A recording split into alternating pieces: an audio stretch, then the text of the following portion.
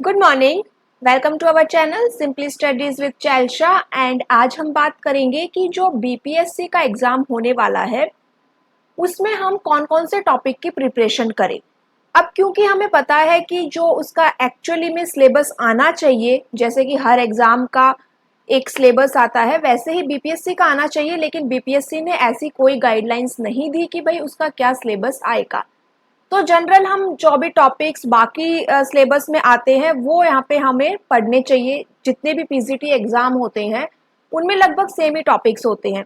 And जो भी BPSC की प्रिपरेशन कर रहा है उन वो या तो अपना उस जो भी केवीएस की अगर मैं बात करूँ, ईएमआरएस की मैं बात करूँ, तो उसमें जो सिलेबस गिवन है उसके अकॉर्डिंग अपनी प्रिपरेशन करे, या फिर अगर वो ये सोचे कि भाई हम एनसीईआरटी के जो सिलेबस गिवन है तो उसके अकॉर्डिंग अपनी प्रिपरेशन करें। तो यहाँ आज की क्लास में हम एनसीईआरटी में एक्चुअली में क्या क्या टॉपिक्स गिवन है वो यहाँ पे डिस्कस करेंगे। एंड अगर आप एनसीईआरटी के अकॉर्डिंग प्रिपरेशन कर रहे हैं तो आप 9th to 12th को लेके प्रिपेयर करें।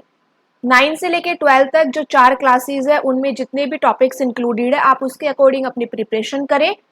तो यहाँ पे देखिए कि हम देखेंगे सबसे पहले 9th क्लास में कौन कौन से टॉपिक्स इंक्लूडेड है। तो यहाँ पे देखो, अगर 9th क्लास की हम बात करें, यहाँ पे देखो 9th क्लास के अंदर सबसे पहला टॉपिक आपका आता है इंट्रोडक्शन टू आईसीटी।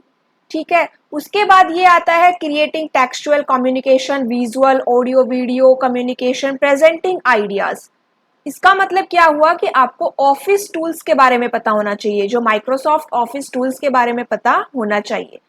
उसके बाद इंटरनेट की यहाँ पे जनरल इंफॉर्मेशन है एंड साइबर वर्ल्ड यहाँ पे रहेगा। ठीक है, फन विद लॉजिक, यहाँ पे लॉजिक का थोड़ा बहुत आपको पता होना चाहिए, प्रोग्रामिंग में जो लॉजिक्स होते हैं वो। अब यहाँ पे देखो, तो ये क्या है आपका 9th का सिलेबस है। अब ये देखो कि अगर आप टू द पॉइंट सिलेबस, एक तो हमें नहीं चलना चाहिए, आपको ये मान के चलना चाहिए कि आप टीचर बनने वाले हो तो टीचर को स्टूडेंट जितनी नॉलेज नहीं होनी चाहिए, स्टूडेंट से ज्यादा नॉलेज होनी चाहिए। तो इसीलिए जितना आपको सिलेबस में गिवन है या जितने भी आप एनसीईआरटी की बुक्स में सिलेबस गिवन है आपको उससे थोड़ा सा ज्यादा आना चाहिए। ठीक है, क्योंकि सिलेबस में जो गिवन है वो तो स्टूडेंट्स को भी आएगा, तो हमें क्या है, हमें उससे थोड़ा सा ज्यादा पता होना चाहिए। एंड 2-4 चीजें ज्यादा पढ़ लेंगे, ज्यादा प्रिपरेशन कर लेंगे तो कुछ नॉलेज ही आप गेन करेंगे। ऐसा नहीं है कि आपका टाइम वेस्ट हो जाएगा। ठीक है, एग्जाम में कहीं से कुछ भी आ सकता है, इसकी कोई भी गारंटी नहीं ले सकता कि भाई कुछ सिलेबस के अकॉर्डिंग आएगा, सिलेबस के अकॉर्डिंग नहीं आएगा। एंड यहाँ पे तो सिलेबस ही गिवन नहीं है। तो ये तो हो गया आपका 9th क्लास का सिलेबस। अब 10th क्लास की अगर हम बात करें तो ये देखो, ये आपका है 10th क्लास का सिलेबस। अब इसके अंदर क्या क्या टॉपिक्स है, तो सबसे पहला जो इसमें टॉपिक आता है कंप्यूटर एंड इट्स कंपोनेंट्स, मतलब कि ये पूरी कंप्यूटर ऑर्गेनाइजेशन की यहाँ पे बात हो रही है। उसके अंदर आपका इंट्रोडक्शन आ जाएगा, हार्डवेयर सॉफ्टवेयर, कंप्यूटर के कैरेक्टरिस्टिक्स, जनरेशन, कैटेगरीज, एप्लीकेशंस, ये जो साइकिल है ये भी हम डिस्कस कर चुके हैं, input process output and computer ports and cable, ये भी हमने डिस्कस किया है। ठीक है, उसके बाद यहाँ पे एक आता है एडवांस्ड जीआईएमपी। जीआईएमपी के बारे में थोड़ा सा देख लीजिएगा या फिर मैं भी किसी ना किसी क्लास में आपको बता दूंगी, ज्यादा इसके बारे में डिटेलिंग में जाने की जरूरत नहीं है। फिर यहाँ पे आता है एचटीएमएल। एचटीएमएल के बारे में आपको पता होना चाहिए, एचटीएमएल में टेबल्स है, फॉर्म्स है, इनके बारे में हमें पता होना चाहिए। डीएचटीएमएल एंड सीएसएस के बारे में थोड़ा सा बेसिक इंट्रोडक्शन देख लीजिएगा, क्योंकि ज्यादा डिटेलिंग में यहाँ पे भी नहीं है। एचटीएमएल आपका डिटेलिंग में है। डीएचटीएमएल जो कि एचटीएमएल का एक एडवांस वर्जन चल रहा है, या फिर मैं कहूँ डायनामिक एचटीएमएल, और सीएसएस, इसके बारे में मैं एक छोटी सी क्लास अपलोड कर दूंगी एग्जाम से पहले। उसके बाद है आपका नेटवर्क सिक्योरिटी, ये क्या रहेगा, आपका 10th क्लास का सिलेबस रहेगा। ठीक है, अब हम 11th 12th की अगर बात करें तो देखो 11th एंड 12th में क्या इंक्लूडेड है। 11th एंड 12th में ध्यान दिया हो आपने, एक कंप्यूटर साइंस है और एक इंफॉर्मेशन प्रैक्टिस है। ये दो वहां पे अलग अलग क्या है सब्जेक्ट गिवन है, लेकिन दोनों का सिलेबस लगभग सेम ही है। तो देखो 11th क्लास की अगर बात की जाए तो वही आपको कंप्यूटर सिस्टम के बारे में पता होना चाहिए, ये पूरी कंप्यूटर ऑर्गेनाइजेशन है। ठीक है, कंप्यूटर के बारे में, computer memory, micro processor, software, operating system. उसके बाद है हमारा एनकोडिंग स्कीम्स, नंबर सिस्टम। देखो नंबर सिस्टम यहाँ पे मेंशन है एंड कल ही मैंने इसकी क्लास भी अपलोड की है, तो ज्यादा डिटेल नहीं, कम से कम आपको कन्वर्जन तो आना चाहिए।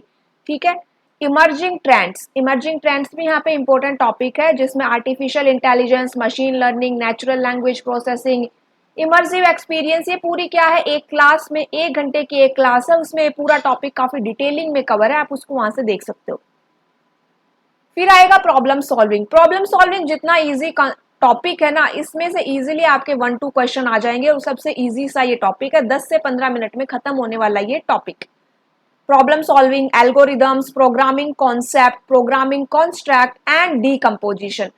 अगर आप मेरी क्लासेस को स्टार्टिंग से देखो, मैं अपनी नहीं किसी भी चैनल की क्लास को आप देख सकते हो, अगर मेरी देखोगे तो ये जो आपका 11th-12th का सिलेबस है ना, प्रॉपरली आपको मेंशन मिलेगा, सेम यही टॉपिक्स मैंने वहां पे करवाए हुए हैं। HPSC की प्लेलिस्ट है, या फिर आप स्टार्टिंग से भी स्टार्ट करोगे तो सेम इसी पैटर्न में मैंने वो टॉपिक्स वहां पे करवाए हैं, तो यहाँ पे कोई भी आपका टॉपिक ऐसा नहीं बचेगा जो क्लासेस में ना करवाया हो। फिर यहाँ पे देखो पाइथन, अब ये डाउट है कि पाइथन आएगी या नहीं, तो एनसीईआरटी का अगर बीपीएससी के अंदर जो बिहार के स्कूल्स हैं आपके, उसके अंदर अगर ये बुक्स लगी हुई है, एनसीईआरटी की बुक्स लगी हुई है, तो उसमें पाइथन मेंशन है, तो आपको पाइथन आना चाहिए, ठीक है। C++ आपका शायद फर्स्ट वाला जो एग्जाम है उसके अंदर C++ आई हुई थी, पाइथन यहाँ पे आया हुआ है, एंड एक जावा यहाँ पे एक इम्पोर्टेंट आपकी क्या रहेगी, लैंग्वेज रहेगी, तो जावा को मैं एक क्लास के अंदर जरूर कवर करूंगी, ठीक है, तो आप जावा को वहां से कवर कर लीजिएगा। बाकी पाइथन ऑलरेडी कंप्लीट करवा चुके हैं, C++ की भी ऑलरेडी एक क्लास अपलोडेड है, बची एक जावा। हम डाउट में क्यों रहे, तो जावा की भी मैं एक क्लास क्या करूंगी, अपलोड कर दूंगी, ठीक है, तो जावा को आप वहां से कवर कर सकते हो।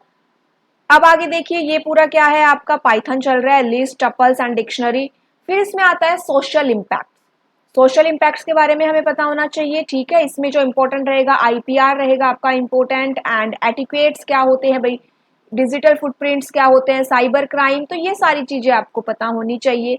चलिए अब 12th क्लास का सिलेबस अगर डिस्कस करें, तो ये फिर से 12th क्लास में पाइथन का ही थोड़ा सा आगे के चैप्टर इंक्लूड कर दिए, एक्सेप्शन एंड फाइल हैंडलिंग। उसके बाद ये आपका डेटा स्ट्रक्चर है, डेटा स्ट्रक्चर में आपको स्टैक के बारे में पता होना चाहिए। स्टैक में देखो क्या इंपॉर्टेंट है, स्टैक लिस्ट इंप्लीमेंटेशन में introduction to stack, operations on stack and its implementation in Python. ये पाइथन यहाँ पे मेंशन हुआ है, लेकिन जनरली आपको स्टैक के बारे में पता होना चाहिए।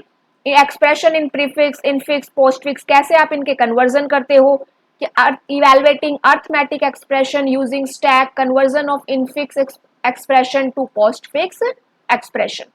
फिर बात करते हैं क्यू क्या होती है भाई, इंट्रोडक्शन पता होना चाहिए आपको, कौन कौन से ऑपरेशंस वहां पे इंसर्ट करते हो ये हमें पता होना चाहिए, and introduction to D Q के बारे में एक जनरल सा इंट्रोडक्शन आपको पता होना चाहिए। फिर यहाँ पे आती है सर्चिंग एंड शॉर्टिंग एल्गोरिदम, ठीक है, सर्चिंग आपकी दो है, सीक्वेंशियल एंड बाइनरी सर्च, उसके बाद है analysis of sequential and binary search.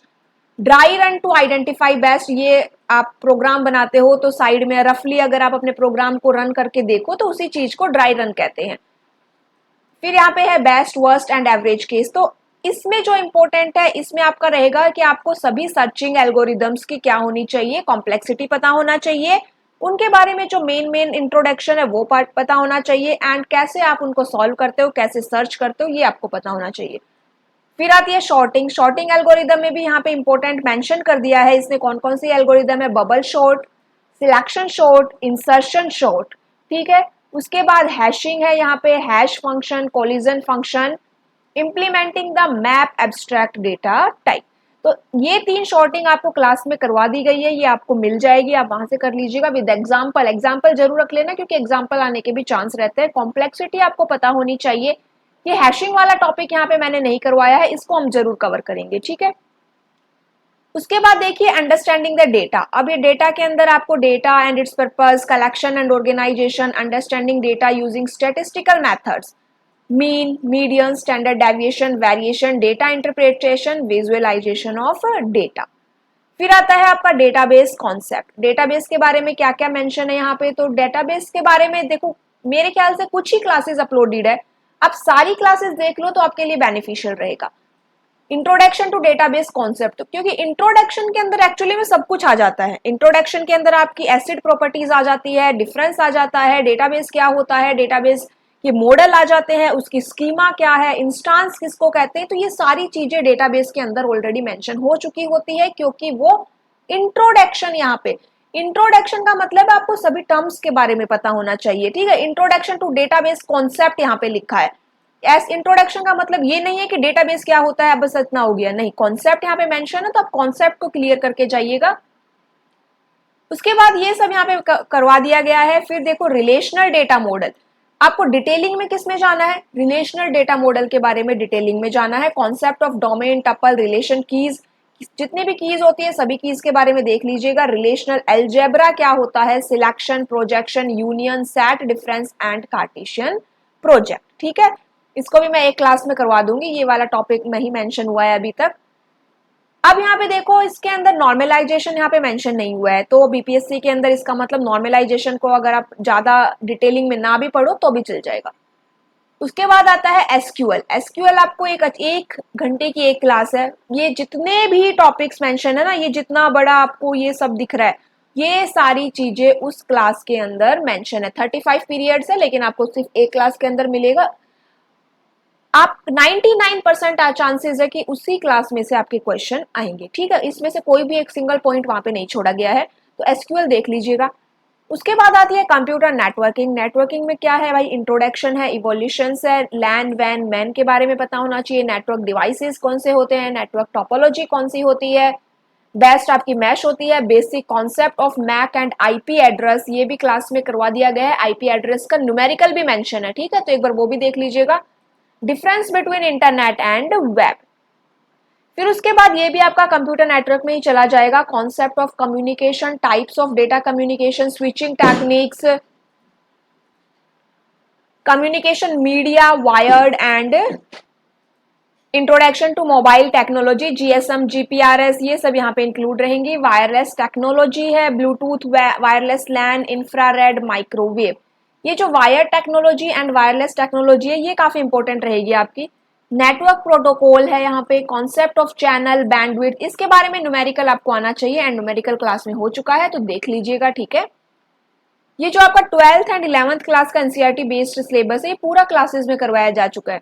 Security aspects, threats and prevention, virus, worm, Trojan horse, spam, cookies, adware, firewall, HTTP versus HTTPS, ये इसको यहीं पे इंक्लूड होना चाहिए था प्रोटोकॉल के अंदर, तो ये देख लीजिएगा। नेटवर्क सिक्योरिटी कॉन्सेप्ट क्या होते हैं, firewall, cookies, hackers and crackers.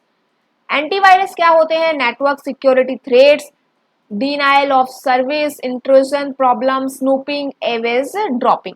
तो ये दो टर्म्स है जो हमने नहीं की है तो ये हम कर लेंगे, ठीक है। तो ये क्या है, आपका एनसीईआरटी बेस्ड सिलेबस है। अगर आप कुछ भी नहीं कर रहे हो तो एनसीईआरटी के अकॉर्डिंग अपनी प्रिपरेशन करो, ठीक है। एनसीईआर और क्लासेस देख सकते हो, थ्योरेटिकल क्लासेस देख सकते हो, एमसीक्यूज लगभग हो चुके हैं, जिनके नहीं हुए हैं वो हो जाएंगे एंड जितनी भी नई टर्म्स आप यहाँ पे मेंशन हुई है वो हम जरूर एक अलग से एक क्लास के अंदर करेंगे, ठीक है। जावा की एक अलग से क्लास अपलोड होगी। और भी कोई अगर आपको डाउट रहता है तो आप टेलीग्राम पे पूछ सकते हो या फिर कमेंट कर सकते हो। अगर पब्लिक में पूछना सही नहीं लग रहा है या फिर आपको थोड़ा बहुत डाउट है तो फिर आप टेलीग्राम पे जाओ, ज्वाइन करो चैनल को, वहां पे पर्सनल मैसेज भी कर सकते हो, ठीक है। तब तक के लिए प्रैक्टिस करते रहिएगा। Thank you.